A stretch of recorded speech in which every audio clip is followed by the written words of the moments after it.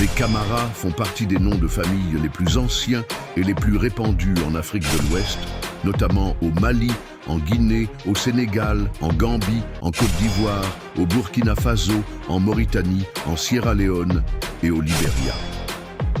Son histoire est profondément liée à celle des grands empires ouest-africains, d'abord celui du premier empire d'Afrique noire, l'empire du Ouagadougou plus connu sous le nom d'Empire du Ghana. Il est à noter qu'un deuxième nom est indissociable des Camara, c'est le nom d'Ansoko. Quand un Camara se fait appeler, il n'est pas rare d'y ajouter Dansoko et inversement. Le nom Camara, souvent écrit aussi Camara, n'est pas un Djamou ou nom de famille d'origine soninké ou manding à l'origine, mais ce sont des Kakolos.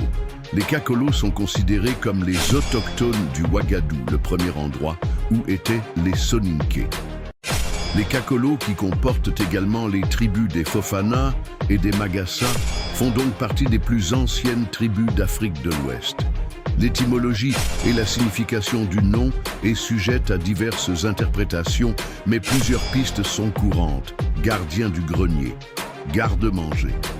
Une explication populaire, notamment chez les Soninké et Mandingues, suggère que Ka signifie case, hutte et par extension maison, clan, village ou forteresse, tandis que Mara se réfère au grenier. Ainsi, Camara pourrait signifier gardien du grenier, symbolisant la responsabilité et la protection des ressources essentielles, comme le mil, Camara Yile, étant une expression associée. Enseignant, érudit. Dans certaines langues locales mandingues et peuls, le terme Camara est associé à la notion d'enseignant ou d'érudit. Cela suggère un rôle important dans la transmission du savoir et de l'éducation au sein des communautés. Les Camara furent réputés pour être de très bons guerriers et de très bons chasseurs. Leur puissance fut connue et reconnue. C'est également ce qu'affirme Jules Hubert Saint-Père en 1925 dans son ouvrage « Les Saracolés du Guidimaka ». En effet, il y recense entre les pages 17 et 19 tous les villages du Guidimaka se trouvant dans l'actuelle Mauritanie et Mali, les villages fondés par les Camara et qui descendent du guerrier légendaire Gané Camara. Les Camara ont joué un rôle fondamental dans l'histoire de l'Afrique de l'Ouest. Certains récits oraux situent les Camara parmi les premiers habitants de la région de l'Empire du Ghana.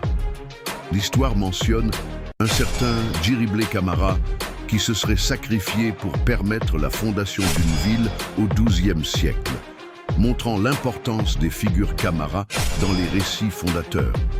C'est sans doute avec l'Empire du Mali que le nom Camara acquiert une notoriété particulière. Yé Camara furent les premiers habitants du Mandé, territoire servant de base de l'Empire du Mali. Fondé par Diatta Konaté, plus connu sous le nom de Sundiata Keita, cet empire est un exemple de puissance, de richesse et de culture. Les Camara y auraient occupé des positions importantes. Des érudits et enseignants portant ce nom étaient réputés pour leur intelligence et ont contribué au système éducatif de l'Empire.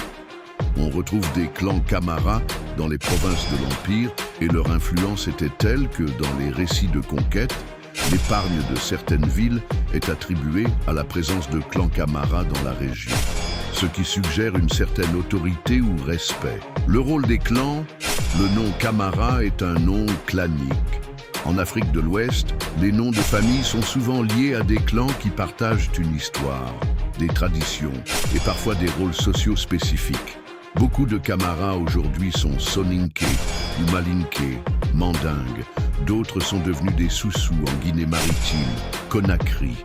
Certains Camara se sont aussi assimilés et devenus des Peuls, comme c'est le cas du très célèbre érudit islamique Cheikh Moussa Camara de Ganguel Soulé, dans le Fouta, au Sénégal. Ce cheikh de lignée Camara est devenu un Peul H.